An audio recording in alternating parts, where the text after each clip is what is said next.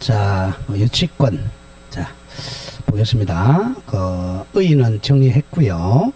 자, 이번에 유치권의 법적 성질. 당연히 양거리를 물권이죠. 물권성. 자, 동그라미 1번 조심. 유치권은 점유. 유치권은 공시왕국의 점유죠. 점유가 성립 요건이고 존속 요건이야. 존속 요건. 채무 변제 다 받을 때까지 계속 점유하고 있어야 돼. 즉 점유를 상실하면 유치권도 같이 소멸합니다. 자, 오른쪽 동그라미 2번. 유치권은 추거표가 없어요. 우물물에 추가 없다. 추거표 없다는 것은 뒤쫓아 못 간다는 거죠. 뒤쫓아 못 간다. 따라서 줄 보세요. 유치권이 침탈된 때도 유치권이 소멸했으니까 유치권에 기한 물청은 행사할 수 없다. 자, 세탁소 주인이 세탁물 도용받았다. 그럼 유치권에 기해 반환청구를 못한다. 못하고 다만 점유물 반환청구권을 행사해서 점유를 회복해 와야 돼요. 점유를 회복할 수밖에 없다. 같은 말이죠. 회복을 해야 됩니다. 점유권으로. 그러면 양거리 이번에 법이 정한 법정담보물권이야. 법정담보물권이니까 계약으로 성립하는 게 아닙니다. 그래서 등기를 못합니다. 등기를 요하지 않는다. 자, 양가로 3번에 담보물권적 성질이니까 유치권은 아까 4개 했던 부종성, 수반성, 불가분성 3가지는 있죠. 그러나 우선 변제권이 없으니까 물상대의성은 인정되지 않습니다. 다음, 방가로 2번 유치권도 불가분성이 있죠. 부종성, 수반성, 불가분성. 거기 제 321조 보세요. 박서.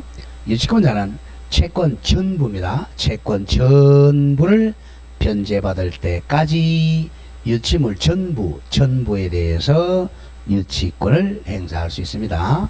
돈 다 받을 때까지 유치물에 대해서 인도 거절할 수 있습니다. 자, 오른쪽 거 기출 문제로 정리해서 맨 밑에 기출 불가분입니다. 불가분. 자, 기출 보면 갑은 을과의 계약에 따라 을 소유 구분 건물을 자 201호하고 202호 전체를 수리하는 공사를 완료했어요. 201호, 202호 전체 완료했지만 을이 공사대금을 지급하지 않았죠. 그럼 유치권 성립하죠. 그럼 한차 갑은 줄거보세요. 201호만 점유했어. 그럼 201호만 딱 점유하니까 201호에만 유치권이 성립하죠. 점유했으니까. 그러니까 202호는 유치권이 성립 안 해요. 201호만 성립했어. 그러나 우선 변제는 전부 다 우선 변제 받아요. 불가분으로. 이 경우 갑의 유치권은 을 소유의 구분 건물 둘 다 201호와 202호 전체 공사대금을 피담보 채권으로 성립합니다. 이게 이제 불가분성입니다. 자, 201호만 딱 점유해서 201호의 유치권이 성립했지만 공사대금은 202호까지 다 했으니까 201호에 만약에 5천만원, 202호에 5천만원이다. 그러면 1억에 대해서 유치권이 성립합니다. 자, 다음 점 넘겨보죠. 자, 객체가 1. 타인의 물건 또는 타인의 유가증권이 돼야죠. 자, 양거리 2번 물건의 일부 방 한 칸에 아까 201호 했죠? 201호에도 유치권이 성립합니다. 일부의 유치권 성립합니다. 일부의 점유가 가능하니까. 다음 양가로 4번 유치 목적물은 타인의 소유물이면 가능해요. 그래서 채무자 소유일 필요는 없고 제3자 소유물도 무방합니다. 다만 조심할 게 자기 소유물에는 유치권 성립할 수 없어요. 남의 물건만 성립하죠. 혼동이잖아. 혼동. 자기 소유물은 유치권 성립하지 않는다. 자, 가장 중요한 2번입니다. 채권과 목적물 간의 줄거보세요. 결연관계. 결연관계는 직접 관련성이 있어야 돼요. 물건하고 채권 사이에 관련이 있어야 됩니다. 즉 유치권이 성립하려면 목적물에 관련해서 채권이 발생. 이 채권이 피담보 채권일 건데 공사대금 채권이었죠. 자, 공사대금 채권이 이 물건에 관해서 발생해야 돼. 이 물건과 공사대금의 관련성이 있어야 된다는 거죠. 이게 반드시 물건입니다. 왜? 물건을 점유하는 게 유치권이니까. 사람에 관련해서 채권이 발생하면 이건 유치권 성립 안 해요. 사람 멱살 잡을 수는 없잖아요. 자, 양가로 1번에 자, 결련성이 인정되는 경우 땡땡 적으세요. 유치권이 성립하는 채권. 유치권이 성립하는 채권입니다. 결련성이 있으니까 그 방가로 1번에 채권이 즉 피담보 채권이 줄임말이야. 피담보 채권이 목적물로부터 발생한 경우입니다. 물건 때문에 채권이 발생해야 되고 얘들 외웁니다. 1번 비용 상환 청구권이죠. 물건에 관해서 필요비하고 유익비 채권이 발생한단 말이야. 그럼 그 돈을 못 받으면 딱 점유하면 유치권 성립해. 그 가로니까 비용 상환 채권의 불이행으로 발생한 손해배상 청구권도 당연히 비용에 포함됩니다. 다음 2번이 가장 많이 나오죠. 수급인의 공사대금 채권. 그 물건에 관련된 공사대금 채권. 3번에 물건의 수리비 채권, 수선 비용 채권입니다. 또 그 옆에 세탁소 주인의 세탁비 채권 이런 거죠. 마지막 4번에 물건 자체로 발생한 손해배상 청구권이다. 대표적인 내가 이걸 적으세요. 동물의 침해로 발생한 손해배상 채권이다. 지금 개한테 다리 물렸다. 그러면 개를 딱 점유하면 유치권이 성립합니다. 개도 물건입니다. 그런데 오른쪽 양가로 2번 결련성이 부정되는 경우 땡땡 적으세요. 유치권이 성립되지 않는 채권입니다. 유치권 성립 안 되는 채권, 요거는 물건하고 관련된 게 아니라 대개 보면 사람으로부터 발생한 채권입니다. 자, 1번 임차인의 보증금 반환 청구권 같은 말 채권이죠. 임차보증금 반환 채권은 임대인이 안 돌려주니까 발생한 거야. 사람에 대한 채권입니다. 자, 2번 임차인의 권리금 반환 채권도 권리금도 물건하고 관계가 전혀 없습니다. 사람과 관련되죠. 다음 특히 3번 임차인의 부속물이나 지상물 매수 청구권은 이거는 시가로 매매가 성립하니까 사람에 대한 채권입니다. 4번도 마찬가지. 사람의 배신행위를 우리가 채무불이행이라고 그래요. 채무불이행으로 인한 손해배상 청구권도 사람과 관련되니까 유치권 X입니다. 다음 5번 명의신탁 계약에서 명의신탁자 사람에 대한 부당이득 반환 청구권도 사람과 관련됩니다. 특히 6번 공사 자재대금 채권이죠. 자재대금 채권도 매매대금이니까 사람에 대한 채권입니다. 사람과 관련되는 것은 유치권 성립 안 해요. 자, 그 밑에 예제 문제 보세요. 자, 임차인이 임차물에 관한 유치권을 행사하기 위하여 주장할 수 있는 피담보 채권을 모두 고른 것은, 자, 결국 물건 때문에 발생한 채권 고르는 거야. 자, 기억 조금 전에 했죠. 보증금 반환 청구권은 임대인 사람에 대한 권리니까 X. 이연의 권리금은 무형물. 자, 권리금 반환 채권 X. 자, D것 조심. 필요비 상환 채권. 이건 유치권 성립하잖아. 물건에 관련된 채권이죠. 그 채무의 불이행으로 인한 손해배상 청구권도 같이 유치권 성립해요. 다음 리얼이 중요해요. 리얼. 원상회복 약정이 있는 경우 뒤에 줄 거 보죠. 유익비 상환 청구권. 요거는 유치권이 성립하는 채권이야. 그 앞에 원상회복 약정이 있으니까 요건 유치권을 포기했기 때문에 유치권 성립하지 않아요. 자, 이 원상회복이 나오면 유치권 포기 특약입니다. 자, 밑에 해설서에 보세요. 동그라미 기억 굉장히 중요합니다. 동그라미 리얼. 유치권은 임의 규정이므로 미리 포기할 수 있어요. 유치권 배제 포기할 수 있다. 자, 그래서 임차인이 줄거세요. 원상회복 약정, 원래 상태로 회복한다는 약정은 비용 포기입니다. 유익비 상환 청구를 포기한 것이기 때문에 채권이 포기됐으니까 유치권도 성립되지 않습니다. 답은 2번의 D건만 돼요. 리얼이 굉장히 어려운 지문입니다. 조심하고요. 자, 다음 시 넘어갑니다. 자, 오른쪽에 349페이지에 양가로 3번. 자, 채권과 점유와는 결령관계가 필요 없어요. 자, 채권하고 물건과 관계는 결령관계 있어야 되지만 점유는 결령관계가 필요 없습니다. 즉 동그라미 2번이에요. 자, 먼저 목적으로 먼저 점유했어요. 점유하고 나서 나중에 채권이 발생해도 유치권 성립한다. 자, 3번 중요. 채권의 변제기가 도래해야 돼. 변제기 도래. 남의 물건을 안 돌려주는 권리니까 변제기가 도래하고 있어야 돼. 자, 유치권은 변제기 도달한 경우만 성립합니다. 따라서 여기 같이 따라다니죠. 유익비야, 유익비. 유익비 상환 청구에 대해서 법원이 상당한 상환 기간을 허여해 주죠. 허여, 즉 유예, 한 달, 두 달 유예해 주면 변제기가 아직 한 달, 두 달 도래 안 했기 때문에 유치권이 성립하지 않는다. 이거는 거의 매년 나와요. 자, 4번.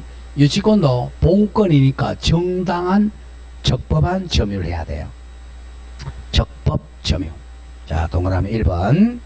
유치권의 성립 요건이고 존속 요건인. 자, 유치권의 점유는 직접 점유든 간접 점유든 상관이 없어요. 직접 유치권자가 가지고 있던 제3자한테 맡겨서 간접으로 가지고 있던 유치권 성립해요. 근데 딱 안 되는 게 한 개 있어요. 그 밑에 하나, 둘, 셋, 네 번째 줄이요. 쉼표 다음에 굉장히 중요합니다. 직접 점유자가 채무자인 경우는 유치권 요건으로 점유에 해당하지 않는다. 같은 말은 유치권이 성립되지 않는다 이런 뜻입니다. 굉장히 중요합니다. 자, 갑이 카센터에 가서 이 자동차를 수리를 맡겼어요. 자동차 수리비 채권이 100만원 발생했습니다. 이 수리비를 안 주니까 카센터 주인이 자동차를 유치하고 있어요. 유치권. 그럼 이 사람이 지금 직접 점유하니까 유치권이 성립해요. 그런데 갑이 지금 내가 돈이 없으니까 차 좀 잠깐 조금 달라. 조금 이따 갖다 줄게. 그러면서 차를 이렇게 갑한테 가져. 그러면 갑이 직접 점유자, 채무자가, 그 사람이 간접 점유자야. 그러면 갑이 차를 가지고 도망간다는 거야. 도망가니까 유치권이 성립할 수 없다는 거죠. 이와 같이 채무자가 직접 점유하는 경우는 의리 간접 점유에도 유치권 성립하지 않습니다. 굉장히 중요해요.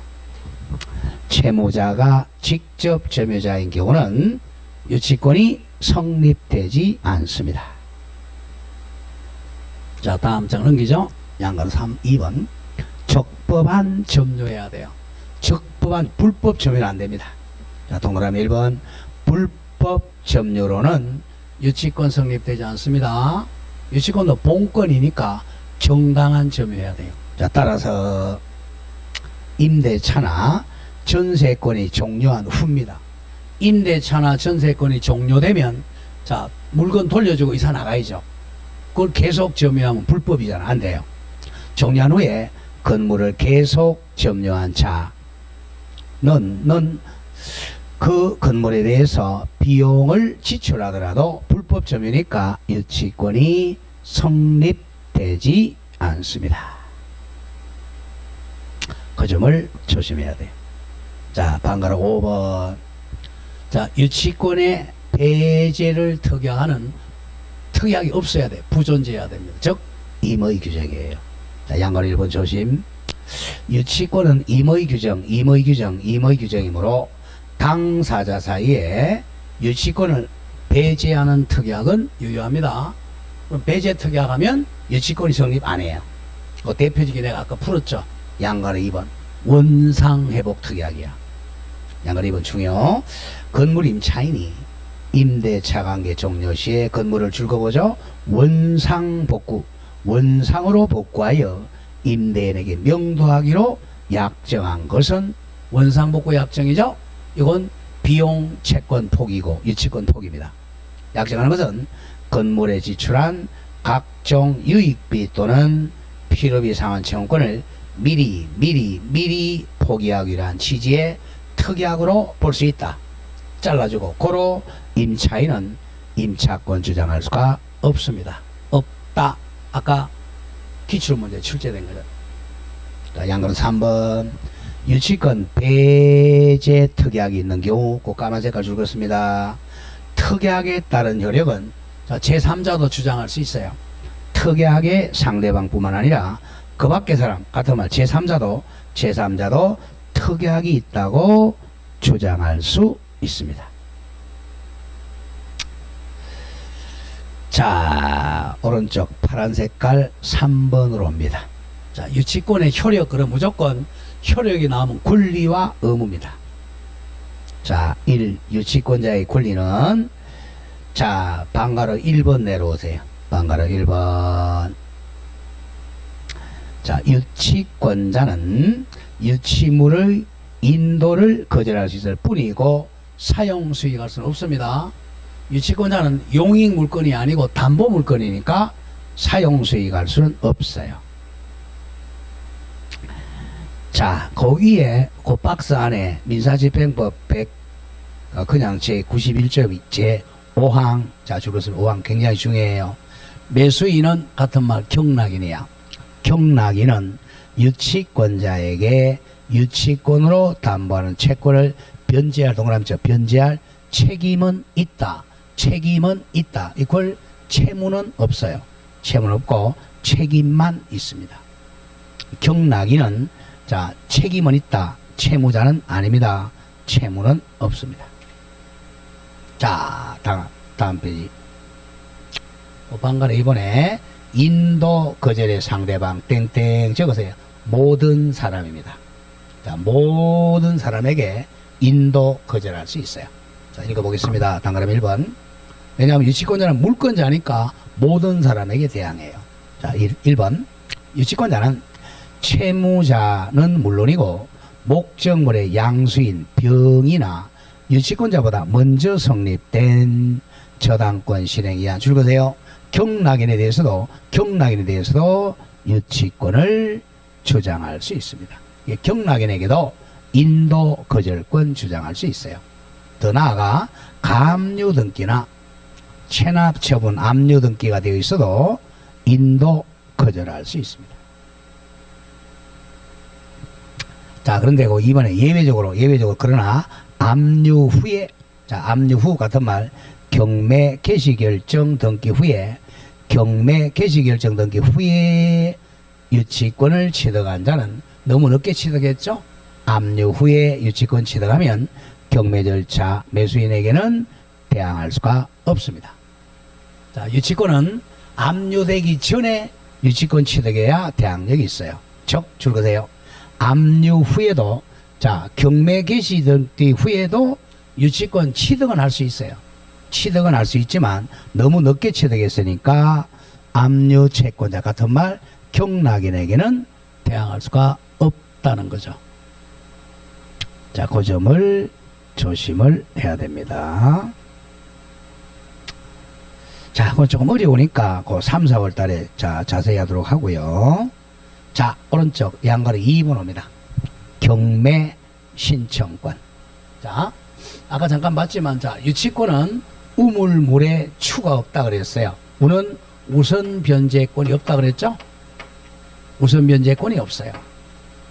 원래 이제 경매는 우선 변제 받으려고 하는데, 유치권은 우선 변제 받으려고 하는 게 아니고 현금으로 바꾸는 환가를 위한 경매입니다. 환가, 돈으로 바꾸는 경매. 제 322조 보세요. 제1항. 유치권자는 채권 변제받기 위하여 유치물을 경매할 수는 있다. 이게 이제 환가를 위한 경매입니다. 자, 동그라미 1번 보면 유치권자도 이제 경매 신청할 수 있다. 그러나 유치권자에게는 우선 변제권이 인정되지 않으므로 줄것어요. 유치권자의 경매 신청권은 우선 변제를 위한 경매가 아니라 현금으로 바꾸기 위한 환가를 위한 경매입니다. 현금으로 바꿔 통장에 넣어놓기 위한 경매입니다.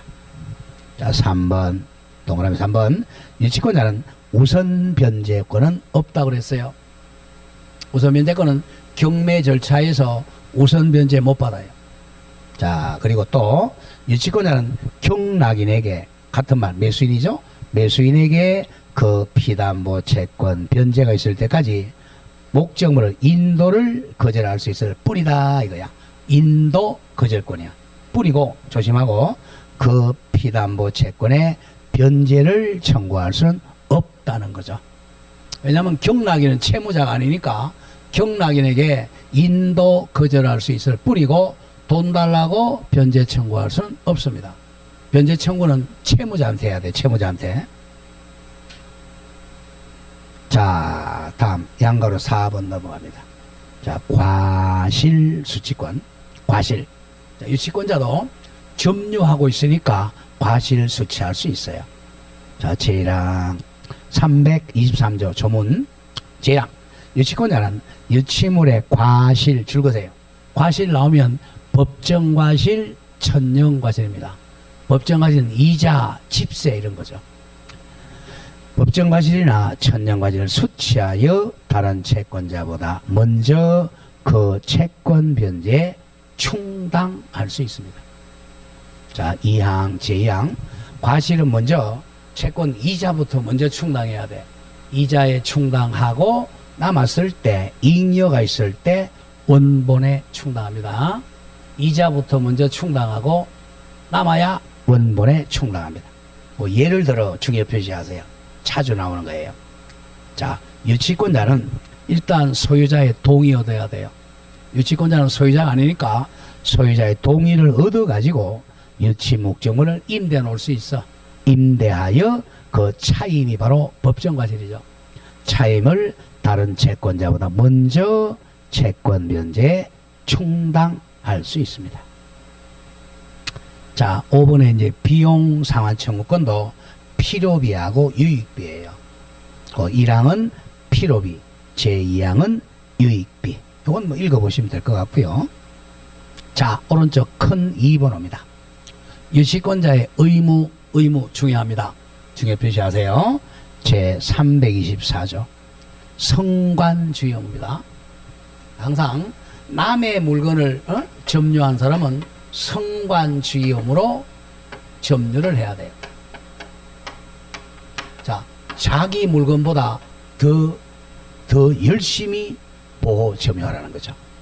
자, 324조 제1항 유치권자는 선량한 관리자의 주의, 줄여서 선관주의로 유치물을 점유해야 됩니다. 이걸 위반하면 손해배상해 줘야 돼요. 남의 물건이니까 제2항이 더 중요해요. 유치권자는 줄거세요. 채무자의 성락 없이는, 채무자 같은 말은 소유자죠. 소유자의 성락 없이 남의 물건이니까 유치물을 사용하거나 대여하거나 또는 담보로 제공하지 못합니다. 자, 그러나 예외, 그러나 유치물에 줄거보죠. 보존에 필요한 사용은 그러하지 아니하다는 것은 보존에 필요한 사용은 소유자 성락 없이도 할 수 있어요. 왜? 보존에 필요한 사용은 오히려 소유자에게 더 유리하잖아요.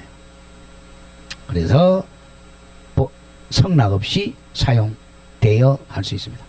자, 제3항 유치권자가 전 두 항 규정에 위반할 때는 전 두 항 그러면 1항의 성관주의 의무 위반, 제2항의 채무자 성락 없이 사용한 경우에는 잘못했죠? 그런 경우는 채무자가 유치권 소멸 청구할 수 있다. 옆에 적으세요. 형성권입니다. 형성권이니까 일방적 의사표시로 소멸합니다. 자, 양가로 1번 조심하고 채무자나 또는 소유자 성락 없이 유치권자가 유치물을 임대 놓으면 이건 불법이죠. 불법 임대차니까 임차인 앞에 살짝 적어 불법 임차인입니다. 불법 임차인은 소유자나 경락인에 대해서 불법 임대차 유력 주장할 수는 없습니다. 불법이니까. 없다.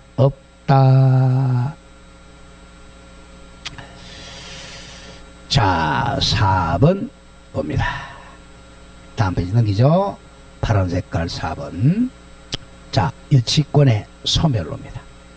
자, 유치권의 소멸은 거 양가리 2번 피담보 채권의 소멸시효 굉장히 자주 나와요. 제 326조 법조문. 자, 유치권의 행사는 채권 소멸시효 진행에는 전혀 영향을 미치지 않습니다. 자, 워낙 중요하니까. 자, 갑이 자, 을에게 우리 집 좀 지어주면 공사대금으로 1억 주겠다 그랬어요. 근데 갑이 공사대금을 안 주니까 을이 이제 이 건물에 유치권을 행사 중입니다. 을은 이제 권리가 두 개죠. 공사대금에 대해서는 채권자고 이 물건에 대해서는 유치권자죠. 얘 피담보 채권이 주된 권리고 유치권이 종된 권리죠. 주종. 그래서 부종성, 수반성, 불가분성이 있어요. 자, 그런데 채권은 채무자, 요 사람에게 행사하는 겁니다. 채권 행사는 이행 청구하는 거죠. 자, 돈 1억 달라고 이행 청구권이 채권 행사야. 자, 물건 행사는 인도 거절권이죠. 자, 이 유치권은 물건에 대한 행사입니다. 채권은 사람에 대한 행사고. 유치권을 갖다가 여기다가 현수 막 달고 내가 아무리 유치권 행사 중일지라도 유치권 행사 중이지만 사람에 대해 청구 안 하면 자, 우리가 공사대금 채권은 소멸시효 3년이에요.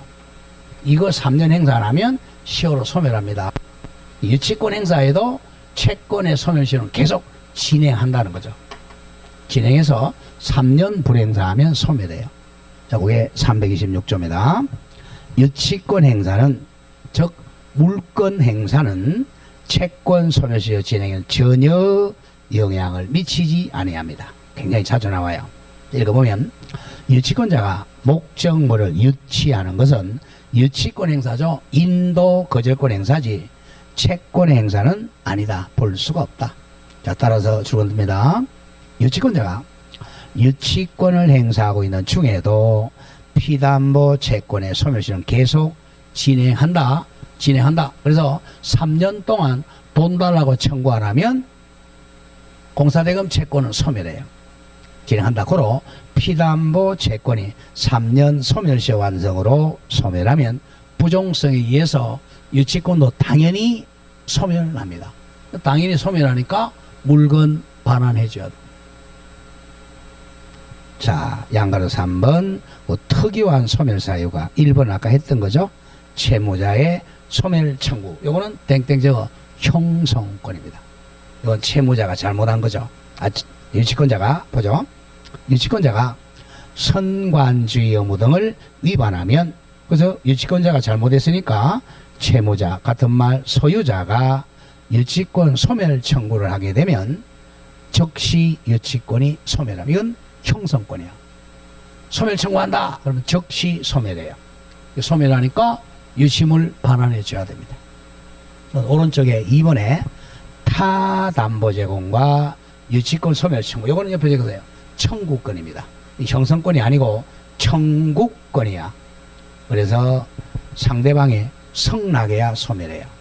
327조 보면 박스 안에 채무자는 상당한 담보를 제공하고 유치권 소멸 청구할 수가 있다. 이거는 청구권입니다. 자, 이런 얘기죠. 다른 담보 제공과 소멸 청구입니다. 자, 갑이 이제 영업사원이에요. 자, 영업사원입니다. 그런데 이제 차가 고장 나가지고 차를 수리를 맡겼어요.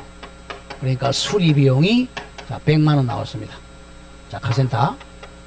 근데 수리 비용을 100만 원 안 주니까 을이 차를 유치하고 있어요.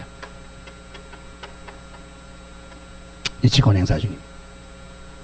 자, 그러면 갑이 이제 돈이 없으니까 차를 안 찾으면 영업을 할 수 없잖아. 그래서 갑이 이제 다른 담보 제공하여 집에 있는 시계 반지 다른 담보를 제공합니다. 이 담보 제공은 당연히 수리비보다는 더 넘어야 되겠죠. 한 200만 원짜리 담보 제공하고 내가 담보 줄 테니까 차 좀 돌려달라라고 유치권 소멸 청구할 수 있어요. 이때는 을이 성락을 해야만이 소멸합니다. 성락 안 하면 소멸 안 해요. 그래서 형성권이 아니고 이건 청구권이에요. 그러니까 성락 받으려면 요 채권보다 더 담보가 가치가 높아야 되겠죠. 이겁니다. 채권보다 담보가 높아야죠. 자, 그게 이제 박스 밑에 나옵니다. 자, 하나, 둘, 셋, 네 번째 줄을 따라서 다음. 유치물 가격이 자동차 가격이 채권액 100만 원에 비해서 더 과다하더라도 채권액 상당 채권 100만 원의 가치 있는 담보를 한 200만 원 제공하면 족하다 이거죠. 만약에 자동차 값은 만약에 5천만 원짜리인데 이 5천만 원의 담보 제공하는 게 아니고 채권 100만 원에 상당하는 가치만 제공하면 됩니다. 그러면 성락받을 수 있어요. 자, 가장 중요한 3번입니다. 점유상실. 328조. 유치권은 점유상실로 인해 소멸을 합니다. 유치권은 점유가 존속요건이라 그랬잖아. 자, 그래서 이제 우리가 만약에 이제 건물 공사대가 못 받았을 때 여기 우리 현수막 달잖아요, 그죠? 그럼 현수막 유치권 행사 중 이렇게 현수막이 떨어지면 유치권 소멸한단 말이야. 그러니까 현수막 안 떨어지도록 잘 해야 됩니다. 계속 점유를 하고 있어야 돼. 근데 요새는 되게 보면 이제 컨테이너 박스 앞에 놓고 여기다 스티커로 하고 있죠. 유치권 행사 중, 유치권 행사 중 이렇게 계속 점유하고 있어야 돼. 잘못해가지고 유치권은 점유 상실로 인해 소멸합니다. 뭐 점유권이 상실되면 유치권 소멸하면 이 건물 돌려줘야 된단 말이야. 반환해 줘야 돼요. 자, 그래서 유치권은 점유를 본체로 하므로 점유를 상실하면 유치권이 소멸합니다. 원칙이에요. 다만 그 조심하고 점유에서 유치권자가 즉 세탁소 주인이 점유를 침탈당한 때는 도둑놈한테 뺏겼어요. 침탈. 그런 때는 조심해야죠. 유치권에 기한 반환 청구를 못하고 점유권에 기한 반환 청구에 의해서 점유를 회복하면 살짝 적어 처음부터 유치권이 소멸하지 않았던 것으로 됩니다. 그러니까 세탁소 주인이 세탁물을 도둑 맞았다, 침탈당했다 그러면 유치권으로 반환 청구하면 안 되고 점유권에 의해서 반환 청구해서 그 점유물을 회복하면 돼요. 그러면 처음부터 유치권이 소멸되지 않은 것으로 됩니다. 자, 이렇게 해서 이제 유치권을 마치고요. 자, 가장 중요한 것은 한번 저당권으로 갑니다.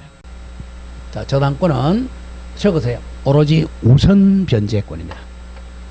저당권 오로지 우선 변제권. 오로지 우선 변제권. 오로지 우선 변제권. 우선 변제권. 자, 그래서 저당권자는 점유를 못 한다는 거죠. 점유 못, 오로지 등기에서 우선 변제권입니다. 자, 356조 갑니다. 저당권자는 자, 채무자를 갑이라고 놓으세요. 채무자 갑 또는 제3자 병이라 놓고 병 해놓고 제3자에 적으세요. 제3자는 물상보증인 물상보증인 땡땡 적으세요. 물상보증인은 자, 채무자가 아니면서 자기 물건에 저당권 설정해 준 자, 채무자가 아니면서 자기 물건에 저당권 설정해 준 자를 물상보증이라고 그래. 채무자가 아닙니다. 그래서 채무자 갑 또는 제3자 물상보증인이 점유를 이전하지 아니하고 채무담보로 제공한 부동산에 대하여 자, 부동산에다가 두 개 더 적어요. 가로 열고 지상권 전세권입니다. 지상권 전세권 가로 닫고 부동산 지상권 전세권에 대해서 다른 채권자보다 자기 채권이 줄었죠. 우선 변제받을 권리다 이겁니다. 자, 밑에 1의 한번 볼까요?